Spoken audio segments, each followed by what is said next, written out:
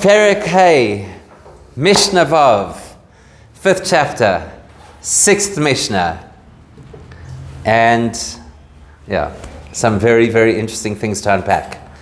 So this Mishnah starts off by telling us this is going to be the last one of the series of things that are lists of 10. It's the last list of 10 from this chapter. So it says, Asara Devarim, 10 things, Nivru, were created Erev Shabbos Bein Hashmoshois, on Friday at twilight. So today we're entering the twilight zone. 10 things that were created on Friday afternoon at twilight. Ve'elu hein, and the Mishnah says, and these are the 10 things. Okay? Interesting, because it's then going to give us a list of 10, and then it's going to give us an alternative of 3 other possibilities, and then it's going to give us another alternative opinion that says there's one other possibility. Okay, so that's why it's interesting to say, Ve'elu hein, these are the 10. It's like a really Jewish way of counting. These are the 10, plus there might be another 3, plus there might be another 1. Okay, so what are the 10 things that were created Friday afternoon, Bein Hashmoshois, at twilight? And of course, the question that should be playing on our minds is, why? Why were there things created at twilight on Friday afternoon? Was it so that every Jewish homeowner or homemaker will feel relieved when they're rushing on Friday afternoon at the last minute and say, look, Hashem was still creating things at the last minute on Friday, so it's not so bad if I'm doing the same in my kitchen, Is that the message? So we'll have to see why it is that it's relevant for us to know that anything was created at twilight and why specifically these things. So what are the things? The first 3 are all mouths. Okay, make it easier to remember. Okay, so it's first Pi ha'aretz, the mouth of the earth. Pi upi ha'be'er, and the mouth of the well. Upi ha'asoin, and the mouth of the donkey. Okay, those are the first 3. Now, I'm not going into the details yet of what they are. Let's construct a list. Then we'll come back and we'll try and understand what each one is. The next thing is Vahakeshes, the rainbow. Immediately you'll notice that this is not in chronological order, because surely the rainbow should have been first. It happens long before any of these things. Okay, but that's how it goes. So you've got 3 elements of the earth, or 3 elements of mouth, I should say. Then you have the keshes, you have the rainbow.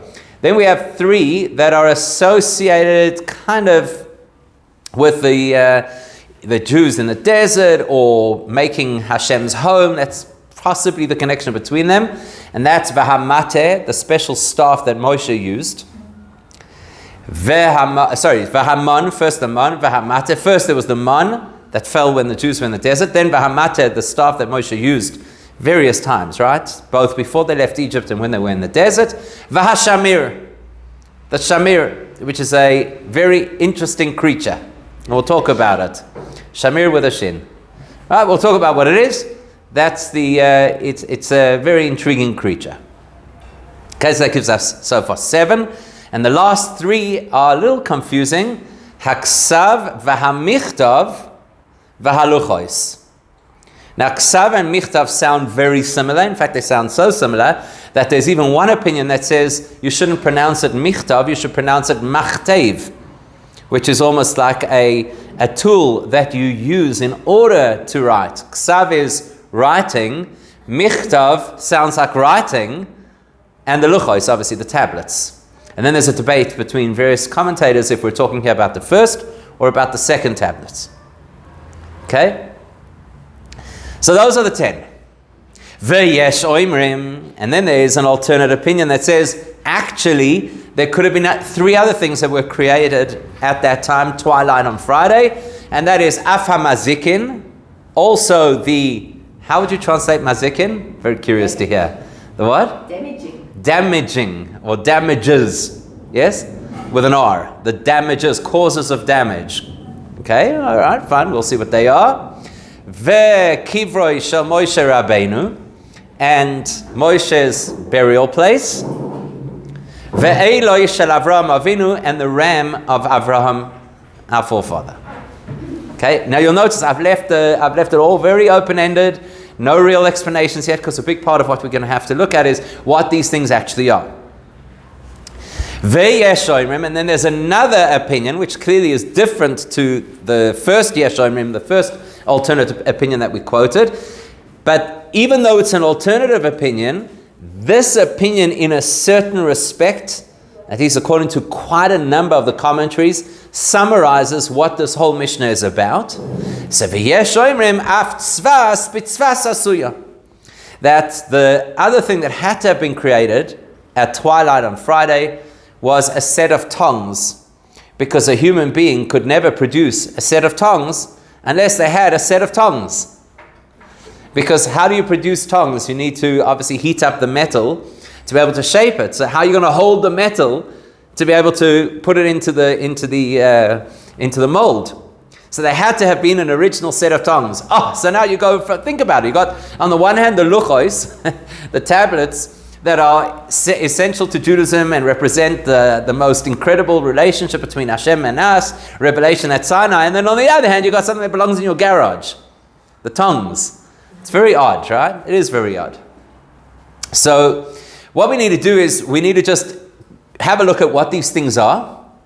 And then what we've got to do is we've got to try and work out what's unique about Twilight, and then specifically the Twilight of Erev Shabbos. And then we can ask ourselves, why were these things created at this time? So can you see there's a fair amount of information that we have to work through over here. So let's go back to the beginning of the list and run through it. Pi haaretz. What do we mean when we say that one of the things that was created at the time of this twilight moment was the mouth of the earth? What's the mouth of the earth? The one that swallowed. The one that swallowed Korach. Okay, so the vast majority of the commentators say exactly that. They say that this is the mouth of the earth that swallowed Korach. In other words, the potential that the earth, because the pasuk says, "Vatiftach haaretz es piha," the earth opened its mouth, "Vativla oisam," and swallowed them. So the potential for the earth to be able to open its mouth, that was created at this time of Twilight Erev Shabbos. So when was the creation of the splitting of the sea? Oh, good question. Good question. Hold that thought. We're going to come back to that. So these things are all not miraculous. Well, good question. So I haven't yet discussed if this is miraculous, if it's not miraculous. That's a good point. So 2 good points. What about something like the sea splitting, in order for the Jews to cross? What about, is this miraculous or not? Okay, good points. We're going to get to them. Right now, we're just working out what the things are. But is this potential? Good question. So it obviously hasn't happened yet, because the actual event is going to happen centuries later, at the time of Korach's rebellion, assuming we go with a majority of commentators that say this is referring to when the earth opened to swallow Korach. Then it's an event that happens centuries later. Okay, good point. So the potential is created, and we'll see if that's the correct word to use or not, we'll see. But it is important to note that there is a minority opinion amongst the Mefarshim that Pi Haaretz, the mouth of the earth, means the fact that the earth would praise Hashem. Perek Shira, right? The concept that everything in creation has a song that it sings to praise Hashem. So Pi Haaretz, the capacity for the earth to be able to sing a song to Hashem, there's a minority opinion that that's actually what this is referring to. Okay, we're not going to really spend much time on that opinion because, as I said, it's the minority opinion. So we'll probably explore more of the other one, the Korach story. Okay, what is Pi HaBe'er?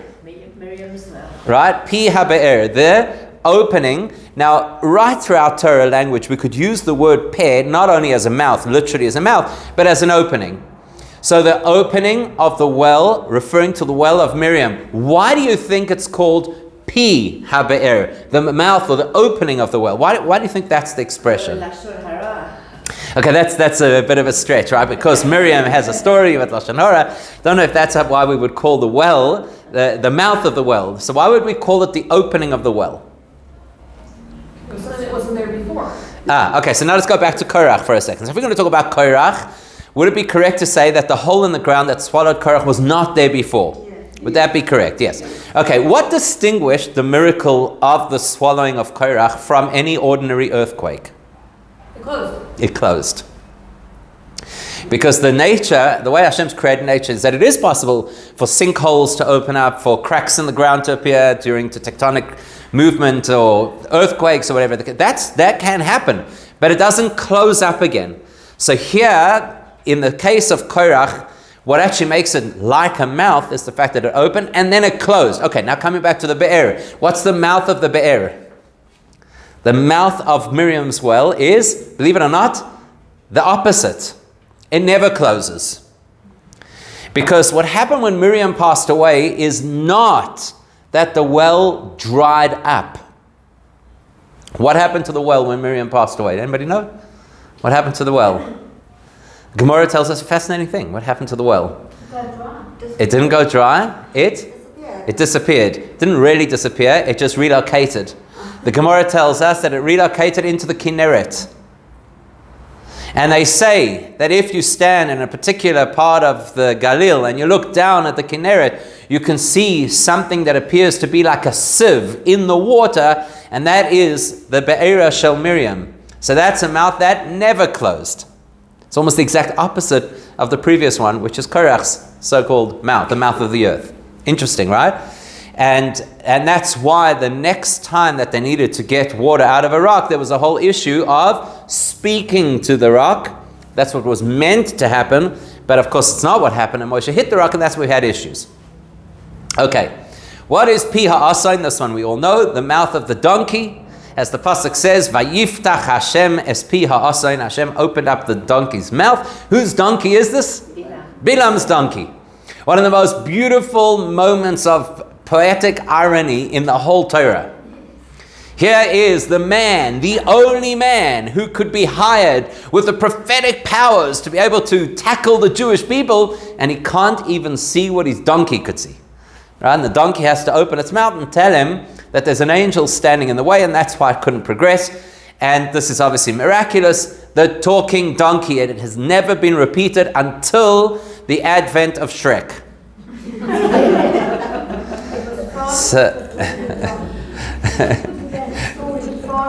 Okay, so there you go. Maybe that was right.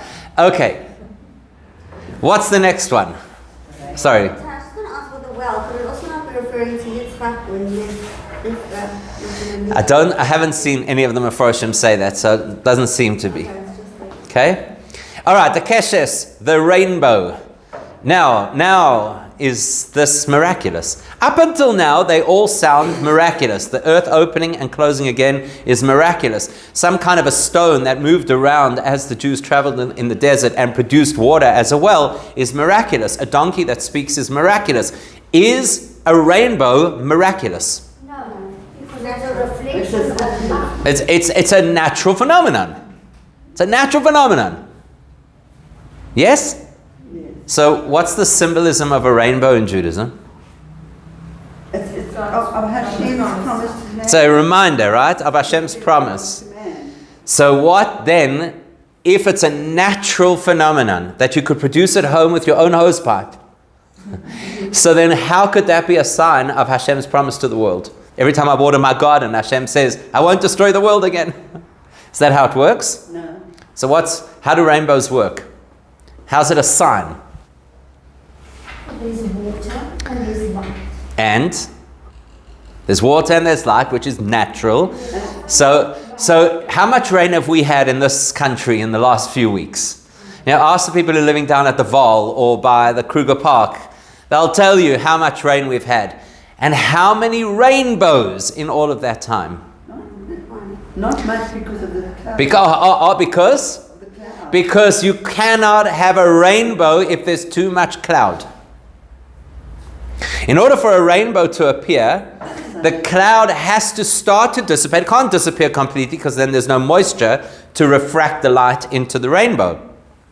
So in order for a rainbow to appear, you have to have the exact balance of light and cloud. So you've got to have like a thinner cloud which allows the light through, which then refracts in order to become a rainbow.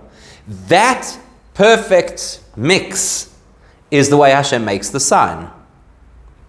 So it could be that for months on end, we wouldn't know this living here, but there's other parts of the world that they do have months on end of cloud and rain and no rainbows. So it's not a natural phenomenon that always happens. That's what's unique about the rainbow, the fact that it's both a natural phenomenon and at the same time is something that happens when Hashem wills it to happen. I mean, that's obviously true of anything in nature, but here it's quite obvious because, let's be honest, a rainbow is fairly rare. Now, how does that fit into this whole story? We don't know yet. We'll have to see and we'll have to unpack further. So far we've got 3 miraculous events and one that is not technically miraculous but clearly guided by Hashem. Next one, the mon. The mon. What is that? Obviously miraculous. Completely miraculous, yes? So I'm going to ask you a strange question. Was the mon a good thing? Okay, why do you say no? Such confidence? No, it was, first of all, it was something that was given without needing to attain it in any sort of way. And it became slavery was really good, but it became extremely redundant. Like people just sort all the time and didn't. So you're saying people took it for granted. Yes. Okay, so that doesn't necessarily answer the question whether mon is a good thing. Could be that people are not good at appreciating things. So is the mon a good thing? Yes. Yes? Why is it a good thing? It nourished them. Nourished them, yes? Fine. So Okay, so Esapecha is a curse, remember? Yeah, but that is the nature. Okay, fine. I would use a different pasuk. The pasuk says, Adam lo amol yulad. That would be more of a positive pasuk, right? Being productive, right? So here this productivity was taken from us. But let's ask a simple question. Yes, okay, so it has a positive element to it because it produces something positive, teaches you to trust in God. You know what's interesting is when the Torah tells us Parshas Hamon, which is right at the beginning of the story of the mon falling in Parshas Beshalach, it tells us then that they ate the mon for 40 years. Until they came to a settled land. Why is it relevant to tell us right at the beginning of the story that they ate the mon for 40 years? At that time, there were miracles of Hashem. Right. Once they go into Israel, then they themselves. So you're coming from the premise that to have miracles happen on a daily basis is better than to be in the promised land. No. So let me go back. So why does the Torah tell us right from the beginning that they had the mon for 40 years? Because The nature of the human being is to maybe not see it as a miracle. okay, so that's the thing, right? After time, you eventually get used to it. But what's the relevance of telling us right from the beginning they had the mon for 40 years? The relevance is that it's only because they got stuck in the desert for 40 years that they needed the mon. Had things gone the way that it was intended, so to speak, they should have gone straight into Israel and they would never have required the mon. In other words, So they would have. predetermined we they- were going to be in the desert. It wasn't predetermined. Nobody says also. I'm not saying there was predetermined to be in the desert for 40 years. I'm saying at the time that the mon fell, that is already telling you they had lost their opportunity to go into Eretz Israel straight. That's what the Torah is telling us originally. What would they have eaten for the extra few days from when the food from Mitzrayim ran out until they got to Israel? They would have eaten. The Gemara tells us clearly that there were traders who came past. We know that they had a fortune of meat. That's why it was a big issue when they complained about meat. They could have survived. So the mon, interesting. So what have we gone? We've gone from these really miraculous things into something which is not purely miraculous, certainly a reminder that we're supposed to behave in a particular way. And now we've crossed over into something we all understand to be a miracle, but on analysis is a miracle theoretically we would have been better off without. Which is a strange way of looking at the mon. Nobody normally looks at it that way. But when you actually consider it, it's quite fascinating. Now we can use that information to go back to the well of Miriam and say, actually, same thing. We didn't need a miraculous well of Miriam had we gone straight into Eretz Yisrael. So there again you have miracles that are valuable miracles, but actually not the most ideal miracles. So let's pause at this point in time and see if we can find a common denominator between all of the examples we've used so far. The earth opens up to swallow Korach. There is the well of Miriam. There's a talking donkey. There is the mon that falls from heaven. what do we now see as a common denominator between all of these? And the rainbow. What is the common denominator between all of these? Something wrong. They're all in case of emergency. Right? Oh, there's a Korach, we better get rid of him. There's a Bilam, we better put him in his place. You're stuck in the desert, okay, we've got to give you food and water. Nobody behaves, let's put out a rainbow to remind everybody. And so it emerges actually that the common denominator so far between all of these things is that they should not have had to be. They shouldn't have had to be. So one of the most intriguing mefarshim on the Pirkei Avos, the Medrash Shmuel, says that's one of the first things that links all of these 10 examples. They're all things that speak to the fact that the world is not the way it should have been. Now let's pause for a moment. If these things were created at twilight on Friday, what very significant, unhealthy event happened earlier that day? Adam and Eve were created and they ate that. They ate from the forbidden fruit. Of course they were created that day, but then these things didn't have to be created at twilight if it was a response to the creation of Adam and Eve. It's hours later when Adam and Eve eat from the forbidden fruit. Now we've created a reality. We, being human beings, we've now created a reality in which the world is no longer perfect. Therefore, people are susceptible to misbehavior and people are susceptible to harm. Now Hashem has to create a whole series of things to mitigate either the harm or the misbehavior. So there's going to be a Korach. We better have a solution. There's going to be anti-Semitism represented by Bilam. We need to have a solution. There are going to be people stuck in situations where they need provisions. We need a solution. So these are no longer just individual events. They all come to represent whole chunks of the experience of Jewish history. Hashem needs to provide for us in a whole lot of ways. Protect us, remove our enemies, give us food and drink, remind us that we have to do teshuvah. This is all a response to an imperfect world caused by Adam and Chava's choice. Choice being a big word.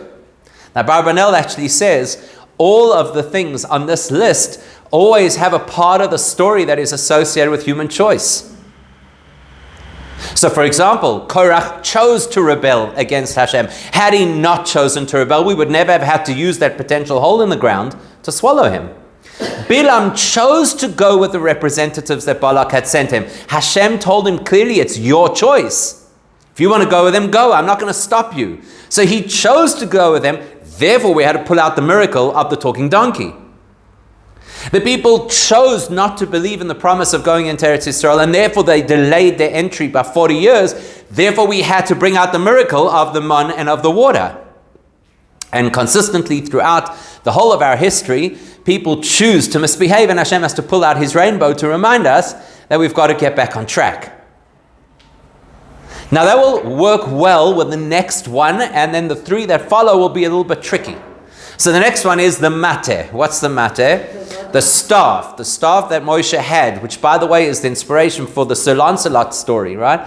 Where he pulled the stone. The Medrash tells us he pulled the stick out of the stone. He was walking around in Midian one day and he found this unusual looking stick made out of an unusual material. The Gemara tells us, Sampirion, whatever that is. And he pulls it out of the stone. Nobody else could get it out of the stone except for Moshe Rabbeinu. And it's got Hashem's name etched into it, which means that the staff was originally created with Hashem's name in it. Moshe did not originally understand the power of the staff. Hashem had to tell him, Neteyes matcha, again and again, stick out your staff, because he didn't know that this is a staff that changes the course of nature, or most particularly, what was the main thing that he used his staff for? Yeah, so. That wasn't the main thing. That was one of the things. What was the main thing he used it for? The snake. For plagues. Right? If you had to, out of all the times that the staff was used, the vast majority of the times were plagues. What are plagues? Plagues are a response to a bad choice that Paroi had made. Paroi chose to enslave the Jewish people. He chose to ignore Moshe's messages, which obviously were from Hashem. He chose to harden his heart. Therefore, right, you see the theme. Humans make bad choices. Therefore, we have these pre-prepared responses. In this case, we've got the staff that comes and does the miracles and creates the plagues. You'll also notice at this point that every one of the examples is associated with some level of misfortune. Let's go back. The ground opening to swallow Korach is obviously misfortune, because as we know, not only did he personally die, and not only did his supporters die, but their families died. So there was a terrible misfortune. Rashi even says, look how bad it is to get involved in faribbles, because innocent people are collateral damage. Bilam, there is misfortune associated with it. For Bilam himself, he ends up being killed as a result of his involvement in this particular story, and also for all the Midyanim who get involved as well, and they cause misfortune for the Jewish people, and then in return for themselves.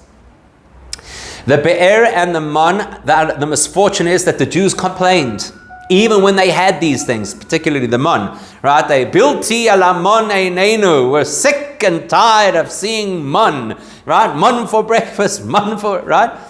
So it was associated with misfortune. The rainbow is obviously associated with misfortune because it's a reminder of the flood and about the fact that potentially, Hashem is angry with the world.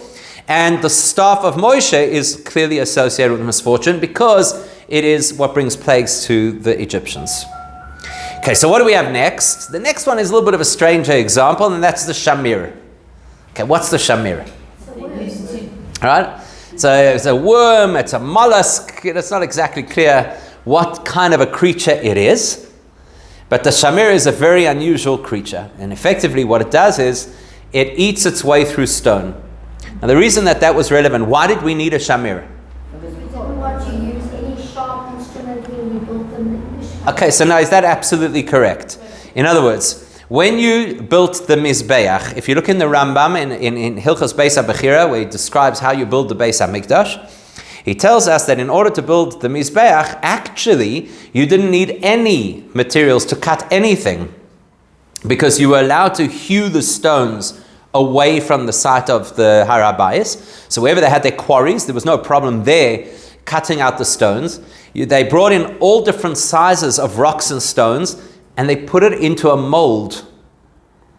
And they filled in the gaps with what was the equivalent of what we today would call plaster.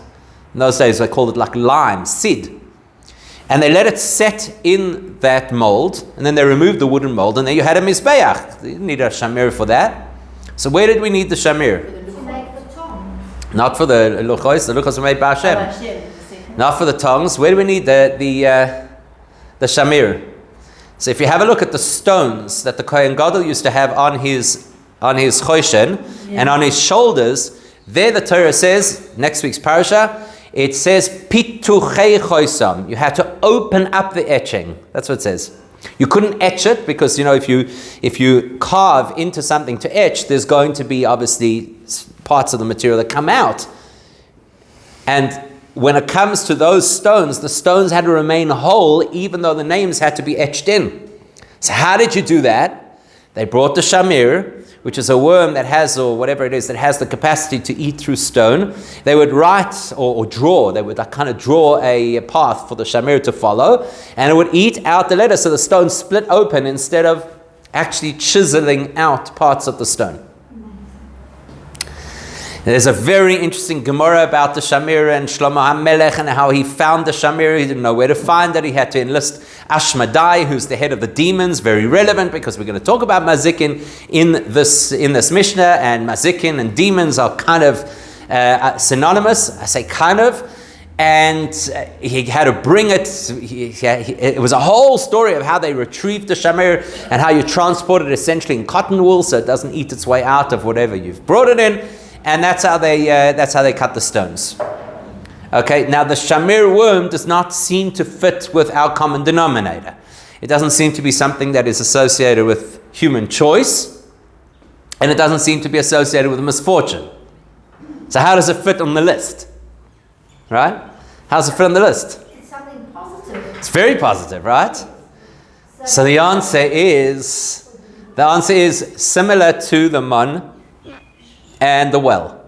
If we had gone straight into Eretz Yisrael as was intended. Intended is a bad word because obviously everything works out according to Hashem's plan, obviously. But on the face of it, the plan was that we should get into Eretz Yisrael ASAP, and we didn't. So if we had gone straight into Eretz Yisrael, the whole experience of the Beis HaMikdash and settling the land would have already been the experience of Mashiach. In the Messianic experience, we wouldn't need to bring some kind of a non-kosher worm to be involved in such a holy task. Hashem would have facilitated for us another means of being able to, you're talking about the Choshen, you're talking about the Kohen Gadol's breastplate. It's one of the holiest items that exists. Hashem would have facilitated another way, a more kosher way, a more pure way to be able to produce those letters. So that's the element of misfortune. Because of the way things, so to speak, panned out, and therefore there was a delay getting to Israel, and a further delay building the Beis HaMikdash, and therefore by the time they came to this point, they needed that Shamir. Is this because of Adam and Chava? All tracks back to Adam and Chava. Just Klal Gadol, a general rule of Judaism, when in doubt, blame Adam and Chava. On the other hand, the Choshen is an object of choice, kind of, where people don't know where to go or what to choose. And that's true. So there's the choice element. That is true. Just to clarify, the Choshen was only an object used for that purpose in the first Beis HaMikdash, and obviously the Mishkanos that preceded it. Second of all, it was only for something either the entire community needed to consult on or the king needed to consult on. But it's absolutely correct to say that it's associated with choice, so that taka works according to Abraham. It works well. And then the last three that we have on the original list is Haksav, Amiktav, Aluchos, which seems strange because it sounds like we're saying the same thing in three different ways. The Meiri says that Ksav and Michtav actually refers to language and alphabet, which is fascinating. That implies that the concept of communication, advanced communication that human beings have, is not part of the regular creation. That's fascinating. That's really fascinating. And that fits, by the way, with another perspective that the Abarbanel says, which is all the 10 things listed over here are actually of a very lofty nature, and that's why they're created after everything is created, because they're higher than the rest of creation. Something we'll revisit later, or next time, depending on time frame. How did Adam and Chava communicate? How did Adam and Chava communicate? You mean before Twilight? Okay, it's a good question. It's a really good question. Maybe they were telepathic. I don't know. But I have to go ask them Erie. But it's a really good question, right? If language and alphabet was only introduced at Twilight, how did Adam and Chava communicate? Maybe that's why there was such a mess. Because they didn't have the ability. I don't know. It's a good question. So, but most of the Mefarshim, Kimat all the Mefarshim, the Gemara included, say that Ksav, Michtav, and Luchos are the three components of the actual Luchos, which are, according to some opinions, Luchos actually refers to the second tablets, and Ksav and Michtav belong to the first tablets. So Ksav is the actual lettering on the Luchos, first Luchos. What was unique about the lettering on the first Luchos? That you could read it from any direction and it would appear the correct way around. So, when you're driving and it's frustrating, I'm sure this happens to you, and the truck behind you has the branding the right way around, and now you're trying to figure out in your rear view mirror what it actually says. It's frustrating. So the Luchos didn't have that problem. You could stand in front of the Luchos, behind the Luchos, either side, top, bottom, didn't make a difference. The text appeared the correct way from whichever angle you looked at it. That's the Ksav. Michtav is something else, because the Torah tells us that the Luchos were completely pierced from side to side. Chorus. Right? Completely pierced. Now there's some letters that if you carve them completely right through, the center should fall down. Like if you have, for example, the letter Samach, then the center should fall out. So that's Michtav, the miracle of the suspended animation of pieces of stone that remained literally in midair to fill the letters that were carved right through. And then the Luchos themselves, well, that refers to the first set of Luchos according to one set of opinions, the second set of Luchos according to a different set of opinions, who wants to distinguish them from the things that were written.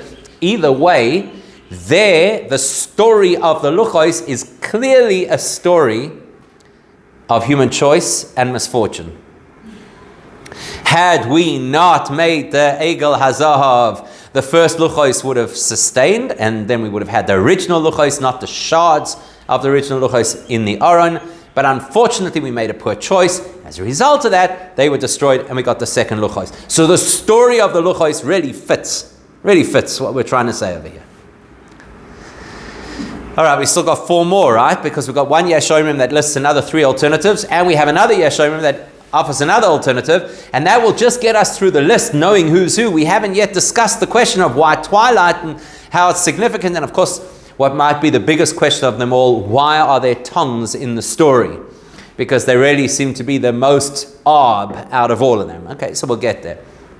Mazikin. Now, we could probably do a whole shiur just on Mazikin.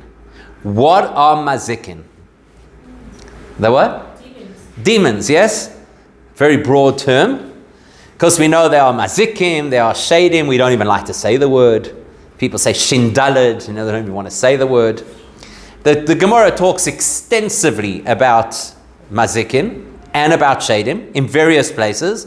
Famous Gemara in Brochus that talks about mazikin. There's the whole story the Gemara relates about Ashmadai, that's the shadim. You have other places, interesting places, by the way. There's Yosef She'ida, who was this demon on call by the rabbis. Anytime they needed information from the things that humans don't know about, whether it be the spiritual worlds or the other parts of the universe, they would just click the fingers and Yosef She'ida would appear in the yeshiva, and it'd give them behind the scenes information. Mazikin are a unique grouping within the demonic world, okay? Which is basically those that cause all kinds of mischief in our world. There you see the association with Puranios, with misfortune. And we'll also come back to it when we talk about the significance of Twilight. We'll see why specifically Mazikin are associated with Twilight. And this literally could be, the Twilight Zone when you start to talk about Mazikin. But I think to keep it simple, for now, we'll call them demons. And they can only enter into a person's space if a person makes poor choices, so they fit the theme of what we've been talking about. Then we have Kivroi Shel Moshe Rabbeinu. Moshe Rabbeinu's burial plot, where the Torah tells us, V'lo yoda ish es kavurasoi, nobody knows where Moshe is buried. The Gemara in Sota says, even Moshe himself doesn't know where he's buried. And the Gemara tells us a very interesting thing. It says there was, at some point, the Romans set out an exploration, an exploratory expedition to find Moshe's grave. So they climbed up the mountain where he was supposed to have passed away, Har Navoi. And it says in the Gemara, when they stood at the bottom of the mountain, they could distinctly see the grave at the top of the mountain. So they went up to the top of the mountain, and now the grave was at the bottom of the mountain. So they split the expedition in 2. The ones at the top, Nidme lehem lamata. It appeared to them that Moshe was down below. And those below, Nidme lehem lamayla, it appeared to them that his grave was on top. So it's a paradoxical reality, right? Just by the way, there's a beautiful vort from that. The vort is that those oindim lemaila, those people who stand at a higher spiritual state, nidmelem lamata, Moshe is still here with us, is real. If a person is oimed lamata, if a person is a very lowly person, then nidmelem lamaila, it appears like Moshe has left us and he's gone off to heaven where there's no association with us. It's a great thing to keep in mind. So what's the association with misfortune? Well, if the Jews had behaved as they should, we would have gone into Israel led by Moshe. The only reason Moshe has to pass away outside of Eretz Yisrael is because of the people.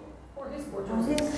Well, we've got to be really careful with that one, right? Because we're quick to blame Moshe for, he hit the rock. That's it, he hit the rock. And Svivav nis'aro ma'oid, and Hashem treats those who are closest to him with hair's breadth precision. And that was one thing. Why did you go back and ask yourself the question? Why did he hit the rock? Did he hit the rock to rebel against Hashem? He hit the rock. Why? Rashi says clearly, because if he had spoken to the rock, then there would be a taina against the Jewish people. You speak to a rock and it listens, but you speak to the Jews and they don't listen. So Moshe didn't want to expose the Jews in that way. This is not some mystical teaching. Rashi brings it. He didn't want to expose the Jewish people, so he took it on the chin and he hit the rock to protect the Jews. So what happens then? He gets stuck with the Jews who he tried to protect. That's Moshe's job. Moshe can't go run off to Eretz Yisrael and leave his generation behind in the desert. That's not a Moshe. That's a usual person, who's just put me in front of the line. So it's because the people were stuck in the Midbar, therefore Moshe has to be stuck in the Midbar.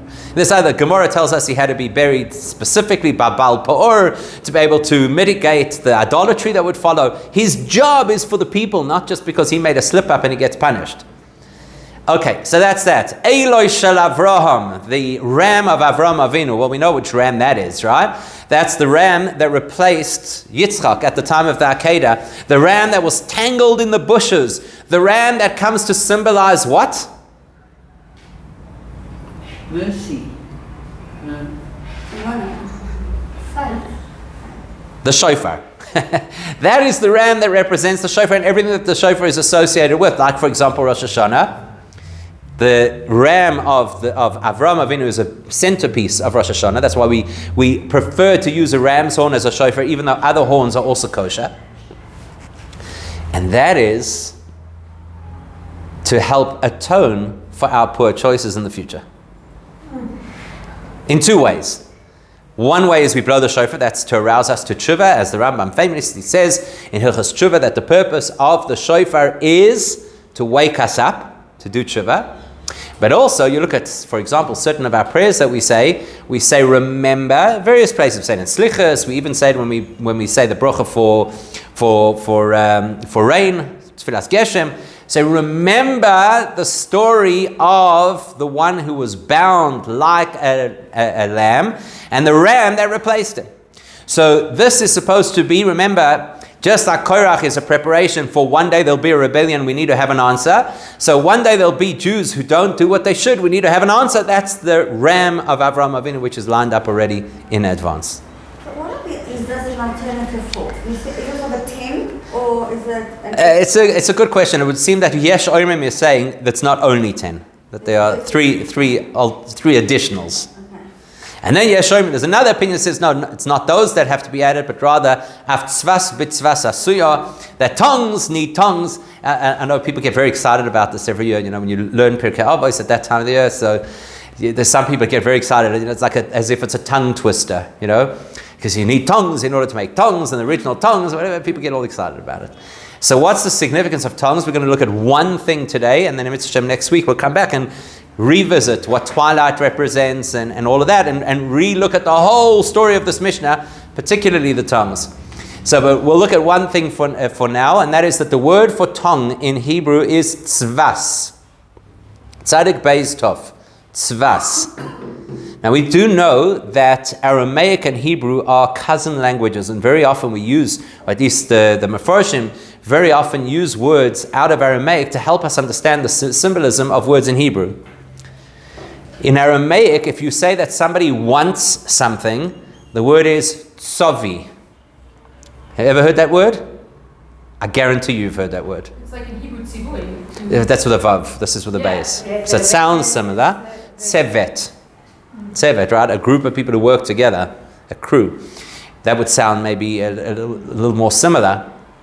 But where have you heard this word? Tsavi. Tsavi. I guarantee you every person here has heard this word. Not only have you heard this word, but it is one of the most important words in your life. No, it's in the ksuba.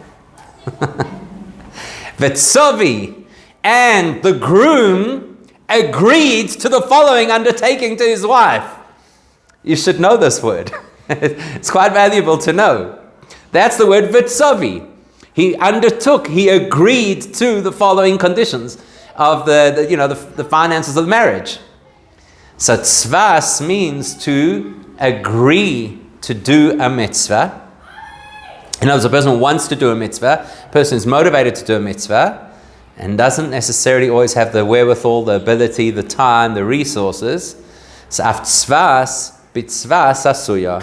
To make tongues, you need tongues. That means to say that Hashem, right at the beginning of creation, makes a commitment that when you want to do a mitzvah, I'll want to help you do the mitzvah.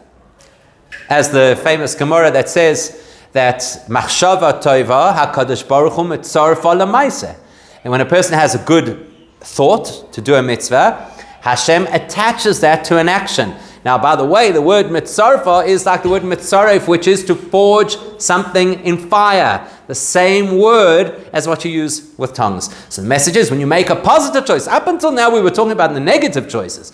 When you make a positive choice, Hashem's commitment is to assist and ensure that that choice succeeds. Is that like ratzon? In a way? Ratzon, yeah. So the word ratzon in Aramaic is the word tzavi. Or roitze is tzavi.